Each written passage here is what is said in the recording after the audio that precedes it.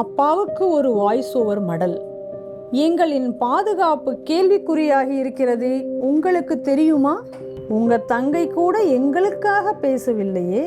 ஹத்ராஸ் மணிப்பூர் பெண்கள் பாதுகாப்பிற்காக மெழுகுவர்த்தி ஊர்வலம் நடத்திய போதெல்லாம் எங்களை காக்க இவர்கள் இருக்கிறார்கள் என்றுதான் நாங்களும் நினைத்து ஏமாந்தோமே.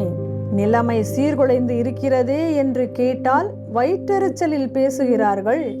அங்கொன்றும் இங்கொன்றுமாய்தானே நடக்கிறது என்று சொல்ல போகிறீர்களா? கொஞ்சம் இந்த லிஸ்டை பார்க்கிறீர்களா? சென்னை, திருவள்ளூர், திருத்தணி, காஞ்சிபுரம், ராணிப்பேட்டை, மதுரவாயில், திருவண்ணாமலை, வேலூர், பெரம்பலூர், அரியலூர், திருப்பத்தூர், கடலூர், திருச்சி, மதுரை, சிவகங்கை, தூத்துக்குடி, விருதுநகர், திருநெல்வேலி, தென்காசி, ராமநாதபுரம், கோவை, நாமக்கல், தர்மபுரி, சேலம், கன்னியாகுமரி இப்படி அனைத்து மாவட்டங்களிலும் தொடர்ச்சியாக மாறி மாறி பாலியல் குற்றங்கள் நடந்துள்ளனவே. என்ன நடவடிக்கை எடுத்தீர்கள் முதல்வரே? நீங்கள் எதிர்க்கட்சியில் இருந்தபோது பொள்ளாச்சியில் நடந்த பாலியல் வன்கொடுமைக்கு எதிராக பல மாதங்கள் போராட்டமும் அதை கருவாக வைத்தெடுத்த சினிமாவில் உங்கள் மகன் வேறு நடிச்சாரே. ஆனால் இப்போது தமிழகம் முழுவதும் தினம் பாலியல் வன்கொடுமைகள் நடந்து வருகிறது.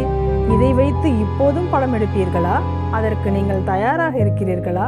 பெண்களே, பொறுத்தது போதும். மீண்டும் மீண்டும் தவறு செய்யாதீர்கள். திராவிட ஆட்சியை ஒழிக்க புயலாய் புறப்படுங்கள். பெண்களை காக்க தவறிய ஆட்சிக்கு சரியான தண்டனை கொடுக்க முடிவு செய்யுங்கள்.